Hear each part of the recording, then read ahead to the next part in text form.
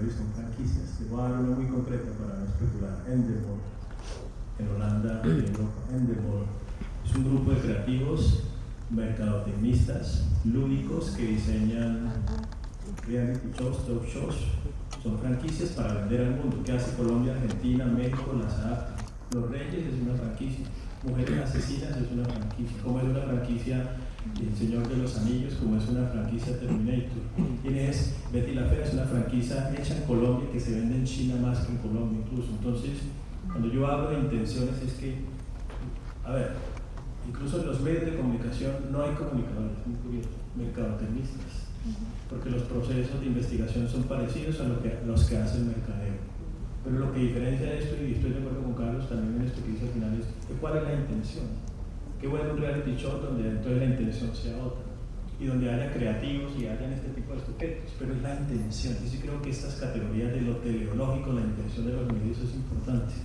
Es decir, la intención en educación sí es educar, conmover, narrativas, el conocimiento, todo lo que hemos hablado hoy de algún modo, pero no es vender. Porque entonces ahí tenemos que hablar justamente, ¿por qué? Porque es que los privados sí consideran al sujeto receptor, como le llamemos, como un consumidor.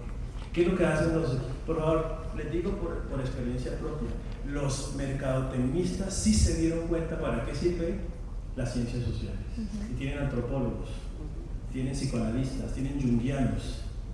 Pero ojo, la intención es encontrar la naturaleza del consumidor para venderles. Y la neurociencia entró ahí también, en el neuromarketing. Lo meten en una maquinita, le ponen un producto y la señal, si es azul, ese producto funciona. Si es roja, no. ¿Ustedes creen que no es así? Y eso es lo que me parece interesante. Si hay que aprender de ellos. Mire, conozco un personaje que se llama Rappel, francés, psicoanalista, antropólogo, semiótico. Él trabajaba con niños autistas en Nueva York. Yo lo escribí en mi libro Introducción al Psicoanálisis. Con un éxito brutal en Nueva York. Pues Nestlé le hizo una oferta maravillosa: cómo posicionar el café en Tokio en lugar del té. Y lo mandó 3 años a estudiar la cultura japonesa con un equipo. Además me hizo reír porque dice que allá entonces les dan bebidas, ¿no? Y allá es el sake. ¿Bebidas para qué? Para que la gente suelte la lengua, ¿no? Y diga que le gusta. Lo digo porque conozco esos talleres. Entonces dice que no hacía psicoanálisis, sino sake análisis. Es una persona después de que se tomaba 3 sakes ya soltaba la lengua y podía decir cuáles son sus gustos, cuáles son sus cosas. Pero yo me di cuenta de eso, es decir, conocí muy bien eso, los códigos culturales del Rappel, me parece interesante, pero aplicados a la educación. Aplicados a la educación. Y eso es lo que escribo en Introducción al Psicoanálisis.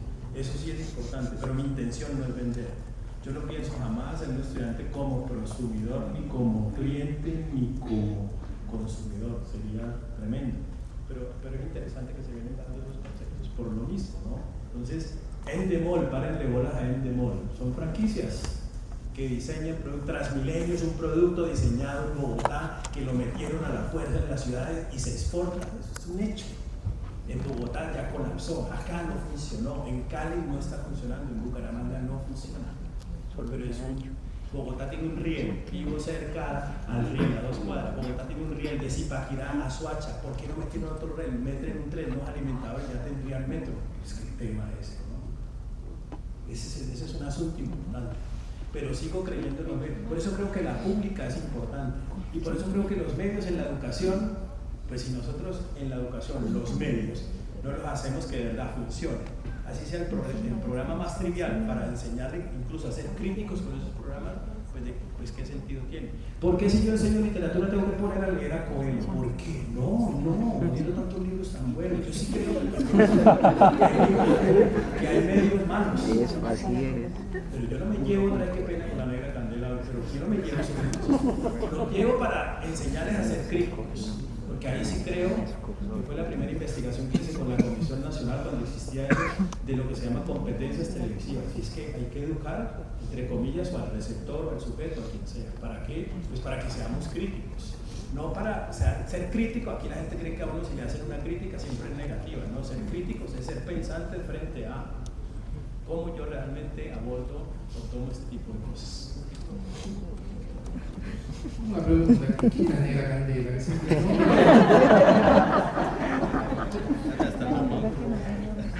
Yo creo que hay un título que es Negra Candela. noten que están enfrentados dos iguales, ¿no? Que además les voy a decir algo.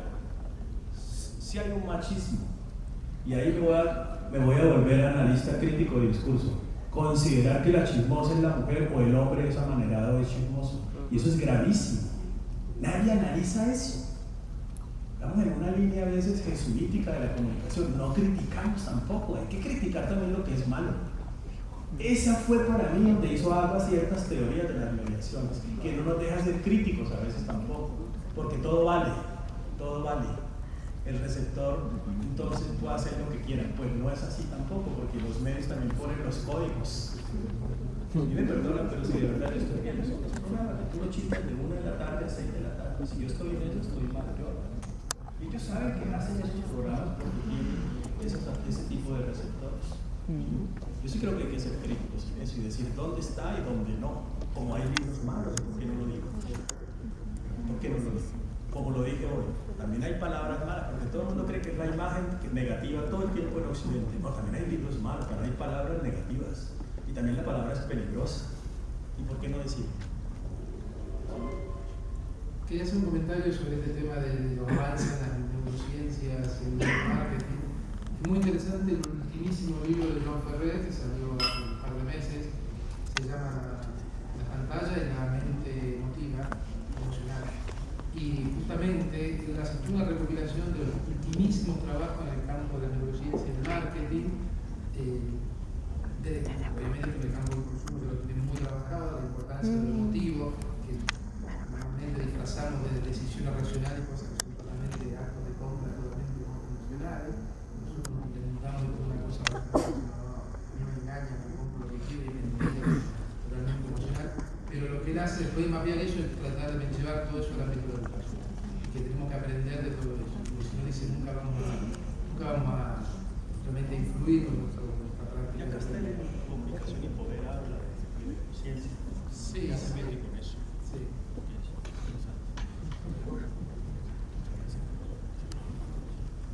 Bueno, pues un comentario así corto. Sí, es cierto que existe esa posibilidad de producir contenidos, por ejemplo, para la televisión. En Ecuador existe, por ejemplo, Chufe TV, tiene su canal en YouTube. Es una parodia muy interesante por el Capitán Centroamérica, en Guatemala, en San Salvador. Sí, y también conozco un experimento, una serie que se hizo con un celular, y una cámara de un celular, se subió a las redes sociales y eso generó muchas visitas de amigos y familiares, y luego ellos mismos se convirtieron en los proveedores de recursos para que eso se convirtiera en una serie capitulada. Y quizá mi comentario fue un poco ligero, pero digamos que yo me refería más como a un asunto generalizado. Pienso que la televisión va hacia allá, puede ir hacia allá, y puede ya no solo existir un reality show o un talk show, sino también un concurso de contenidos para la televisión. Pienso que eso podría darse en algún momento. Ahora, también la pregunta que haces acerca de esas características o esos fines de la narrativa transmedia en el contexto de la educación, pienso en dos cosas. Primero, en conectarme con la pregunta anterior a esta, romper con la educación tradicional. ¿A qué nos referimos con eso? ¿Y para qué romperlo? ¿Por qué? ¿Cuál es el afán? Quizá no es necesario, ¿cierto? ¿O a qué nos referimos con la educación tradicional? Me parece a mí un poco aberrante y habría que mirar habría que mirar cuáles son las características de esa educación tradicional. Pienso, por ejemplo, en un video como en una película, como La educación prohibida, hecha a partir de opiniones, ¿cierto? Más que de un asunto, de una reflexión muy honda, que digamos a mí me gusta, no estoy de acuerdo con la educación prohibida, me parece que es como tratar de imponer una moda. No, yo pienso que la innovación, estoy muy de acuerdo con los profesores, la innovación es poner una pantalla, un videoproyector en el aula. Puede tener usted la cantidad de equipos y de tecnologías y ocurre que el conocimiento no acontece, no pasa nada. No pasa nada. Como puede tener también un tablero ahí medio dañado, una tiza y 3 huecos en el techo y pasa algo o no pasa nada, también puede ocurrir eso. Ni uno menos, la película ni uno menos. Puede ocurrir eso. Entonces, a mí se me ocurren 4 cositas de lo que yo he mencionado acá, propuestas también. La primera, debe responder, la narrativa transmedia debe responder a las necesidades humanas y sociales del territorio, porque como son narrativas que de alguna manera también están impactando en el territorio, la noción antropológica del territorio, creo que deben responder a las necesidades humanas y sociales del territorio.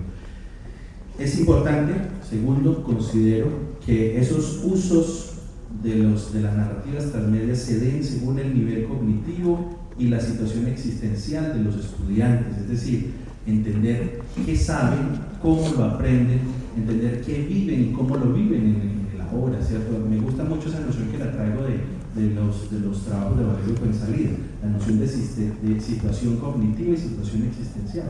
Creo que es muy importante que se piense en eso. Tercero, creo que es muy importante también desarrollar las heurísticas o descubrir las habilidades de investigación y descubrimiento de los estudiantes, porque me parece que hay que alimentar la imaginación sociológica, diría un autor, ¿cierto? Y también la invención, la capacidad de inventar. Yo sí creo que hay que inventar. Pienso que hay muchas cosas que ya están dadas y hechas, pero lo que hay que inventar es formas de lectura, formas de apropiación, metodologías. Pienso que un docente debe inventar eso con los estudiantes. Y finalmente, desarrollar heurísticas, no solo la capacidad de interpretar y leer el libro o leer los contenidos de los medios, sino hacer lecturas de la sociedad y lecturas culturales del ser humano en la actualidad.